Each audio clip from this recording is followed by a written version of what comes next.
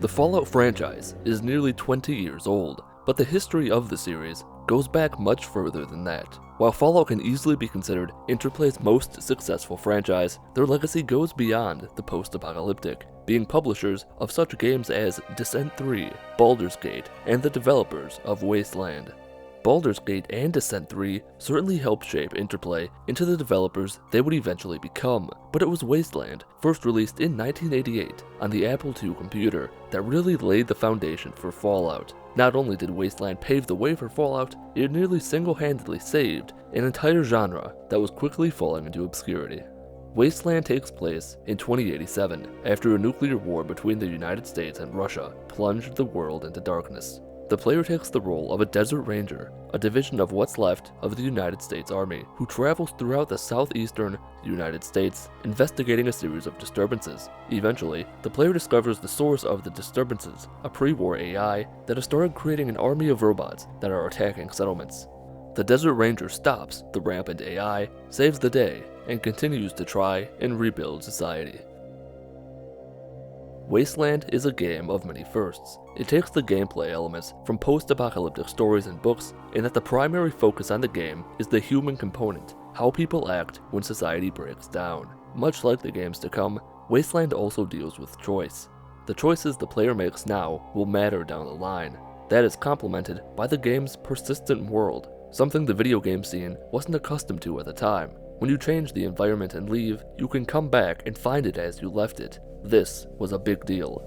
Upon release, Wasteland was viewed as a cut above the rest. Very few games, and certainly no other post-apocalyptic games, matched it in its depth and world building. The NPC's dialogue was crafted to make the player second-guess themselves because of the nature of the game and the moral ambiguity involved in choices. At the time, there was no other game like it. Even today, it's still considered one of the best RPGs of all time.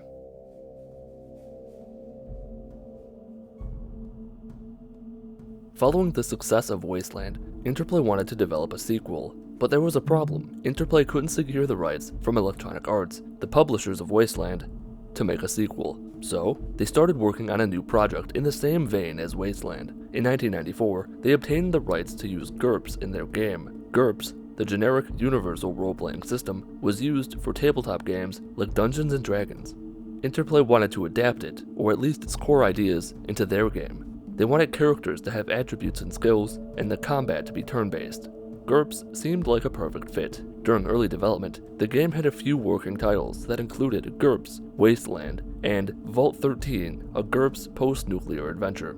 Eventually, they decided to just call the game Vault 13. The gameplay and combat from Vault 13 was very similar to the original XCOM game UFO Enemy Unknown, as many members of Interplay were big fans of the game. After Tim Kaine, a programmer and producer at Interplay, developed the game's engine based around GURPS, the deal fell through, supposedly due to the game being excessively violent.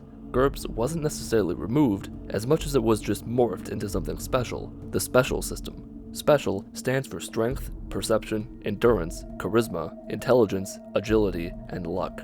They are attributes that range from 1 to 10 and apply to every character to determine how skilled a character is at any given task. A character with a 10 in strength can carry far more than a character with a 2 in strength. Tim Kaine worked on the new engine for what would eventually become Fallout alone in his free time. He did this for nearly 6 months before putting a team of employees together to continue working on the game, which they did for nearly 3 years. But once again, it was almost cancelled. The reason for it almost being cancelled is ironic, considering Fallout's development started when EA wouldn't let Interplay have the rights to use Wasteland. Now, after obtaining the rights to use Forgotten Realms and Planescape's Dungeons & Dragons, Interplay nearly scrapped Fallout after over 3.5 years of work. Tim Kaine then pulled 2 rabbits out of his bag of tricks. First, he managed to convince Interplay to let him and his team finish the game. Second, on December 31st, 1996, Blizzard released Diablo. Reviewers and fans alike praised the game for its stellar online multiplayer component. Interplay thought they saw an opportunity, and they tried to shift Fallout from a single-player turn-based game into a multiplayer real-time game. But, like a mighty rock, Tim Kaine stood his ground, and Fallout, a post-nuclear role-playing game, launched on September 30th, 1997. 。 . 。 . 。 . . . . . . . . . . . . . . . . . . . . . . . . . . . . . . . . . . . . . . . . . . . . . . . . . . . . .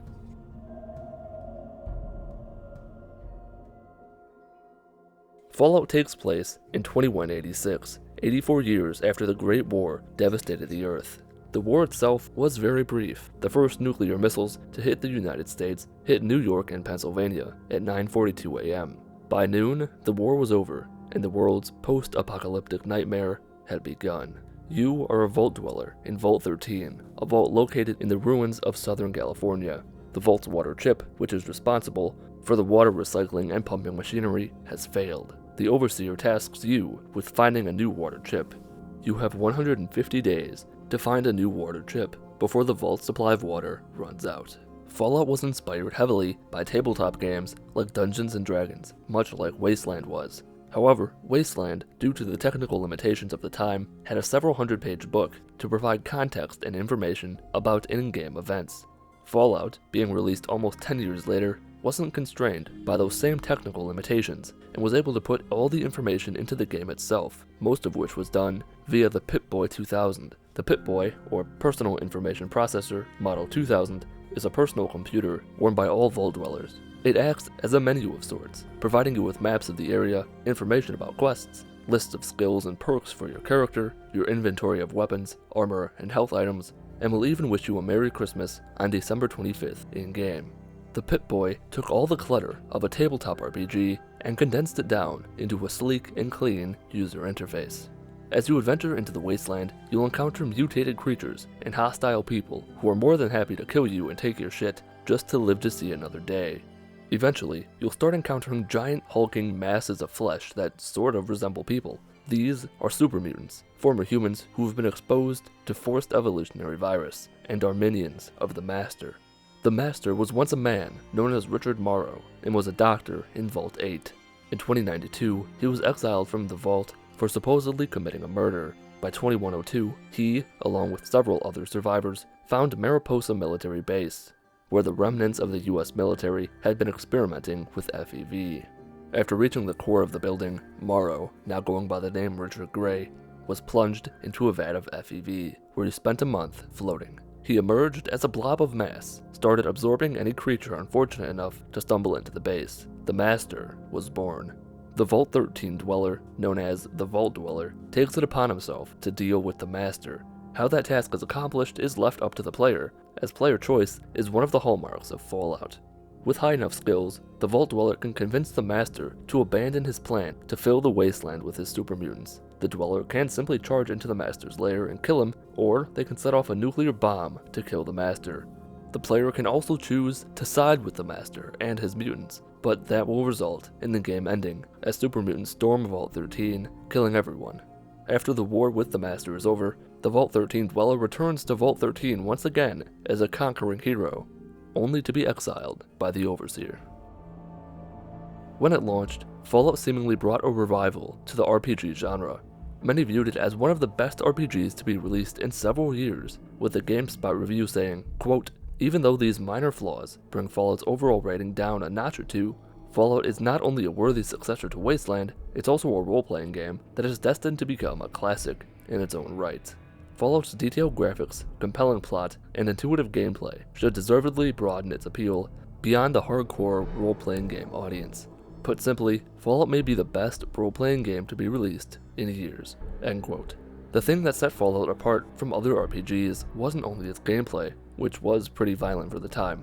It was the violence contrasted against the cheerful 1950s attitude. Despite taking place in the future, Fallout still retained that classic American 1950s vibe.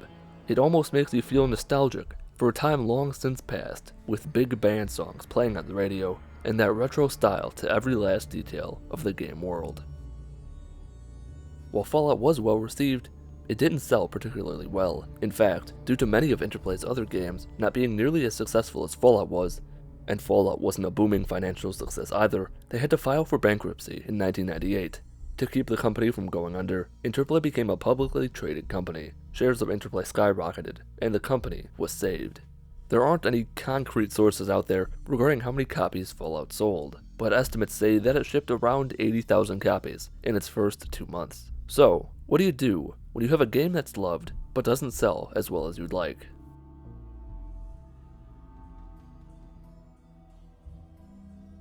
Interplay had recently gotten the rights to Forgotten Realms and Planetscape's Dungeons & Dragons, and they were anxious to put them into use. They also wanted to develop a sequel to Fallout, so they created a division within the company to focus on role-playing games, Black Isle Studios. The idea to take many of Fallout's developers, put them in their own group, and have them work on the sequel was a good idea. However, there were issues. The members of the team weren't working together as much as they should have been, which led to everyone just sort of working on the game by themselves or in groups of a few people. Basically, everyone had their own section of the game to work on, and they didn't know what the other groups were doing until it was time to put the pieces of the puzzle together. It was not the collaborative effort you'd expect from a game development studio.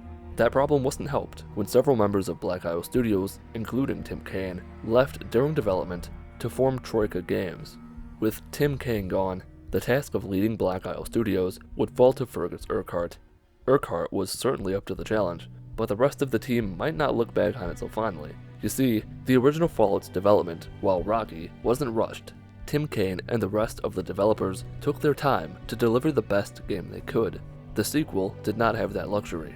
Having only a year and a half of development time, there were more weeks than most employees would be comfortable with, where the developers worked upwards of 100 hours in order to meet a tight deadline. Luckily, the sequel would be built on the same engine as the original, saving the developers months or even years of time. As a result, Fallout 2, a post-nuclear role-playing game, was released on September 30th, 1998, exactly 1 year after the first game.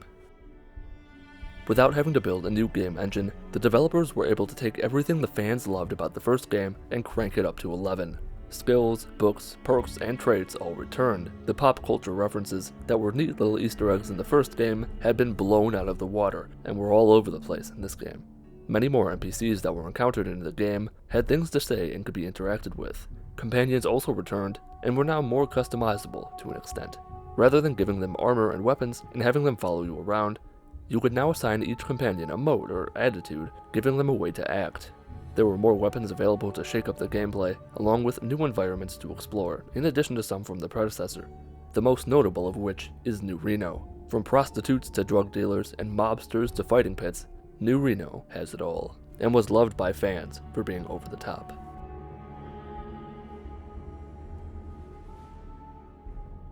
After the events of the first Fallout, the Vault Dweller, having been exiled from Vault 13, headed north towards what used to be Oregon, and eventually created a small village named Arroyo. He trained other villagers and passed on his experience, and eventually met a woman named Pat, who would become his wife and the mother of their children. He departed the village in 2108, and is presumed to have died sometime after that. The main character of Fallout 2, the Chosen One, is the grandchild of the Vault Dweller. By 2144, when the game takes place, the once thriving village of Arroyo had been experiencing the worst drought on record. The elder of the village asks you, the Chosen One, to go out and find a GECK, or Garden of Eden creation kit, a device that can create a thriving community out of the post-apocalyptic wasteland. The kit contains seeds, fertilizer, and everything else that emerging vault dwellers would need to survive in the new world outside their vault. You eventually stumble upon Vault 13, which has been ravaged by supermutants, who had been using the vault inhabitants as FEV test subjects, along with some members of Arroyo who ventured too far away from the village. After returning to the village, you find that everyone has been captured by remnants of the United States federal government, known as the Enclave. The Enclave's plan was to release a form of FEV into the air to kill anything affected by radiation, allowing them to attempt to rebuild society with relative ease. You eventually activate an old oil rig and engage its autopilot, taking you to the Enclave's base, which happens to be another oil rig. By various means, you blow up the rig, killing the last living president of the United States in the process, and free the citizens of Arroyo and the Vault 13 dwellers. With the GECK in hand, both communities worked together and flourished.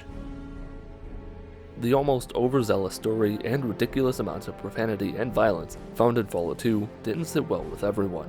Not to mention the cannibalism and slavery, which weren't exactly uncommon in the game either. Fallout 2 was a much darker and harsher game than its predecessor. That wasn't helped by its rushed development. Black Isle Studios worked until the last possible minute on the game, only finishing it a mere 2 weeks before it launched. There were still a ton of bugs left in the game. Not all were game-breaking, in fact most of them weren't. There were just little glitches here and there, but they showed just how little time Black Isle Studios had on the game. A patch was even released a week after Fallout 2's launch to fix bugs, but that caused problems of its own, as previous save files wouldn't work with this new patched version of the game, so you either continue playing in the bug-ridden game or start over. Bugs and glitches aside, Fallout 2 was still reviewed very favorably, with some critics even giving it higher scores than the original. The biggest complaint was how derivative it was of the first Fallout, due to its interface and gameplay being nearly identical. Fallout 2 was an improvement over Fallout 1 in almost every way, but the game felt very similar to the original, which took some of the luster away from the new game. It wasn't just reviewers who felt that way either. Despite the many improvements, Fallout 2 struggled in the sales department. Like with the first game, exact figures are hard to come by, but several sources suggest that it sold around 100,000 copies. While that is still more than the estimated 80,000 of the first game, it wasn't the home run that the developers were hoping for. It might not have sold as well as many were hoping it would, but Fallout was successful in creating a rabid fanbase. The unique setting mixed with the subtle familiarity of the 1950s theme, coupled with great game design, created a cult hit that is regarded as one of the best RPGs of all time. Unfortunately, before the arrival of the best, we have to take a look at the rest. A few months after the launch of Fallout 2, Interplay created a subdivision within the company called 14 Degrees East. They focused on strategy games and were tasked with creating the next Fallout title. This new game would be a squad-based first and third-person tactical game for the Xbox and PlayStation 2, and would utilize the Unreal Engine. The game would be called Fallout Extreme. In addition to taking the Fallout series in a new direction, it would also include multiplayer with modes like Assault and Capture the Flag. Not much is known about this title, because it never got released. In fact, it was cancelled not long after development started. A design document for the game states that it would have taken place almost a century after the Great War. Extreme would have seen the player leading a group of revolutionary soldiers known as the Cause. The game would have taken place on the West Coast in Oregon, Washington, and parts of Canada, and involved taking over territories in order to get people to join your cause. The fascinating thing is that we would have finally gotten a look at the rest of the world, as your group would have crossed the Bering Strait into Russia and eventually entered China. The Chinese supposedly had an incredibly powerful nuclear weapon, powerful enough to destroy what's left of the United States, with your goal being to stop them. Fallout Extreme never had a set group of developers, just a couple people working on a few things here and there, nor did it ever make it past the concept stage, as it was cancelled after a few months of work by Interplay in 2000. Those responsible for Fallout Extreme will take what they learned about creating a more tactical version of Fallout and apply it to their next game, which will be discussed in Part 2.